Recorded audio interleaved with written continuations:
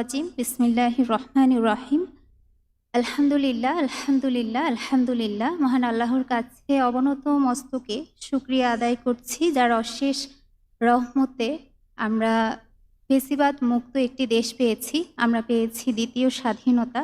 সেই স্বাধীনতার বর্ষপূর্তিতে এখানে কথা বলার সুযোগ করে দেওয়ার জন্য আল্লাহ রাব্বুল আলামিনের কাছে শুকরিয়া আদায় করছি। দুরুদ ও সালাম পেশ করছি মানবতার মুক্তির দূত হজরত মোহাম্মদ মোস্তফা সাল্লাল্লাহু আলাইহি ওয়াসাল্লামের প্রতি, যিনি আমাদের জীবনের প্রকৃত আদর্শ, যার দেখানো পথের অনুসরণে আমরা পাবো সুন্দর ও শাশ্বত জান্নাত। রুহের মাগফিরাত কামনা করছি ২৪-এর শহীদদের। বাংলাদেশ ইসলামী ছাত্র শিবির ঢাকা বিশ্ববিদ্যালয়ের শাখাকে অসংখ্য ধন্যবাদ জানাচ্ছি জুলাইয়ের বর্ষপূর্তি উপলক্ষে চমকপ্রদ আয়োজন আমাদেরকে উপহার দেওয়ার জন্য। আমার সামনে উপবিষ্ট শ্রোতাবিন্দুদেরকে জানাচ্ছি আন্তরিক সালাম। সালামু আলাইকুম ওয়া রাহমাতুল্লাহি ওয়া বারাকাতুহু।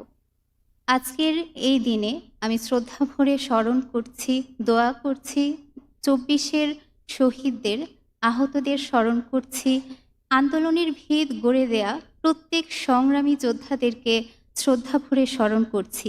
সেই সাথে স্মরণ করছি জুডিশিয়াল কিলিংয়ের শিকার হওয়া ভারত বিরোধী ও আওয়ামী ফেসি বিরোধী সকল নেতাদের, স্মরণ করছি পিলখানার শহীদদের, সাপ্তার শহীদদের, আল্লামা সাঈদীর রায়ের বিপক্ষে ফুঁসে ওঠা জনতার মাঝের শত শত শহীদদের, গুম খুনের শিকার হওয়া প্রতিটি ব্যক্তিকে স্মরণ করছি। নিহত হওয়া প্রত্যেক ব্যক্তিকে আল্লাহ রাব্বুল আলামিন যেন শহীদ হিসেবে কবুল করে নেন, আল্লাহর কাছে সেই আরজি রেখে শুরু করছি। প্রিয় উপস্থিতি, জুলাইয়ের বর্ষপূর্তি উপলক্ষে প্রাপ্তির বিষয়ে যদি বলতে চাই, সবচেয়ে বড় প্রাপ্তি আমরা এখানে দাঁড়াতে পেরেছি, আমরা কথা বলতে পেরেছি। স্বাধীন দেশে আমরা প্রকৃত স্বাধীনতার স্বাদ আস্বাদন করতে পারছি। আলহামদুলিল্লাহ, জুলাইয়ের গণ অভ্যুত্থানের এটি সবচেয়ে বড় প্রাপ্তি। আমরা নতুন করে স্বাধীনতা পেয়েছি। জুলাইয়ের বর্ষপূর্তিতে আমরা আশা করেছিলাম একটি বৈষম্যহীন দেশ আমরা পাব, কিন্তু সেই বৈষম্য এখনও যেন রয়ে গিয়েছে। আমাদের সমাজের প্রত্যেকটি পরতে পরতে আমরা বৈষম্য দেখতে পাচ্ছি। বিশেষ করে দাড়ি, টুপি, হিজাব নিয়ে যে বৈষম্য আমরা ১ বছর পূর্বে দেখেছিলাম, সেই বৈষম্য এখনও রয়ে গিয়েছে। যে নারী শিক্ষার্থীরা, ঢাকা বিশ্ববিদ্যালয়ের নারী শিক্ষার্থীরা এই আন্দোলনে প্রত্যক্ষভাবে অংশগ্রহণ করেছে, সেই নারী শিক্ষার্থীদের, হিজাবি শিক্ষার্থীদের এখনও বৈষম্যের শিকার হতে হচ্ছে।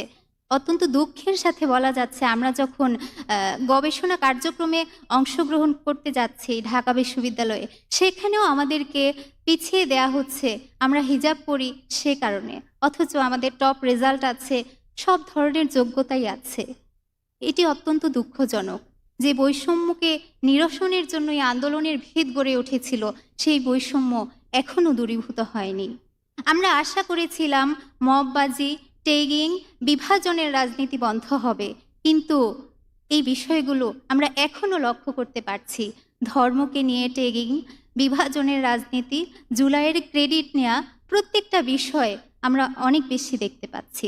আমরা আশা করেছিলাম ধর্ষণমুক্ত, দুর্নীতিমুক্ত সমাজ হবে, কিন্তু দুঃখের সাথে লক্ষ্য করা গিয়েছে জুলাই বিপ্লবের ১ বছরের মধ্যে আমরা অনেকগুলো নৃশংস ধর্ষণের ঘটনা দেখেছি, যার মধ্যে অনেকগুলোরই এখনো বিচার হয়নি।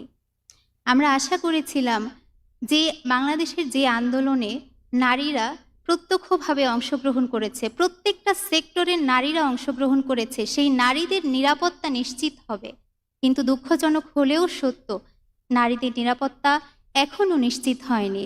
কিন্তু নারীদের অধিকারের নামে এক ধৃষ্ট নারী সংস্কার কমিশনের মাধ্যমে পরিবার ব্যবস্থাকে ধ্বংস করে দেওয়ার এক চক্রান্ত আমরা দেখতে পেয়েছি।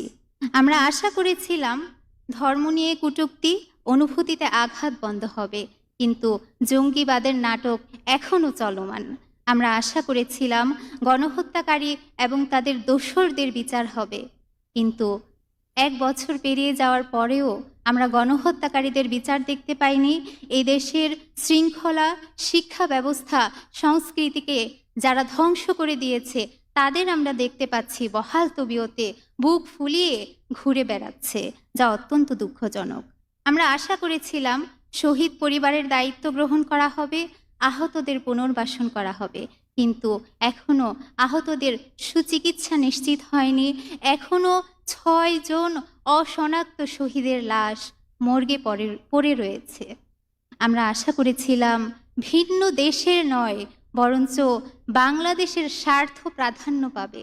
কিন্তু দুঃখজনক হলেও সত্য, জনগণকে না জানিয়ে দেশের ক্ষতির আশঙ্কা আছে এমন বিভিন্ন চুক্তি করা হচ্ছে, যা আমাদের জুলাইয়ের প্রত্যাশাকে নষ্ট করে দিয়েছে। আমরা যেই আশা করেছিলাম জুলাইয়ের গণ অভ্যুত্থানের মাধ্যমে আমরা আমাদের দেশে সমাজে যে পরিবর্তন দেখতে পাবো, সেই পরিবর্তন এখনও আমাদের দৃষ্টিগোচর হয়নি।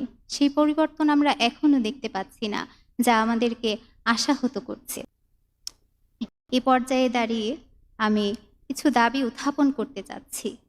জুলাই যে বৈষম্যহীন সমাজের জন্য আন্দোলনের শুরু হয়েছিল, আমরা চাই একটি বৈষম্যহীন সমাজ, এবং সেই বৈষম্যহীন সমাজ বিনির্মাণের জন্য কার্যকর পদক্ষেপ গ্রহণ করতে হবে। আহতদের সুচিকিৎসা নিশ্চিত করতে হবে। যারা কাজ করতে সক্ষম তাদের চাকরির ব্যবস্থা করতে হবে। যারা কাজ করতে সক্ষম নয় তাদের ভাতার ব্যবস্থা করতে হবে। নারীদের নিরাপত্তা নিশ্চিত করতে হবে। নারীদের প্রকৃত অধিকার নিশ্চিত করতে হবে।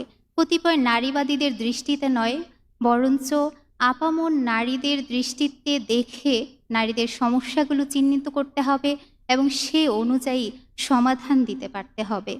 কোনো ধরনের ট্যাগিং, মব সৃষ্টি, বিভাজনের রাজনীতি করতে দেয়া যাবে না। ট্যাগিং, মব সৃষ্টি এবং বিভাজনের রাজনীতির সকল পথ বন্ধ করে দিতে হবে। ধর্মীয় অস্থিরতা ও বিভাজন সৃষ্টির সকল অপচেষ্টার বিরুদ্ধে ব্যবস্থা নিতে হবে। গণহত্যা, দেশের অর্থনীতি, শিক্ষা, সংস্কৃতি নষ্ট করার কারিগরদের বিচার নিশ্চিত করতে হবে। আমরা চাই দেশের অর্থনীতি এবং দ্রব্যমূল্যের যে ঊর্ধ্বগতি, এই বিষয়গুলো নিয়ন্ত্রণে নিয়ে আসা হোক। আমরা একটি সুষ্ঠু নিরপেক্ষ নির্বাচন চাই। আমরা চাই দেশের প্রত্যেকটি সেক্টরে শৃঙ্খলা প্রতিষ্ঠিত হোক, দেশের প্রত্যেকটি সেক্টরে বৈষম্য ভুলুণ্ঠিত হোক।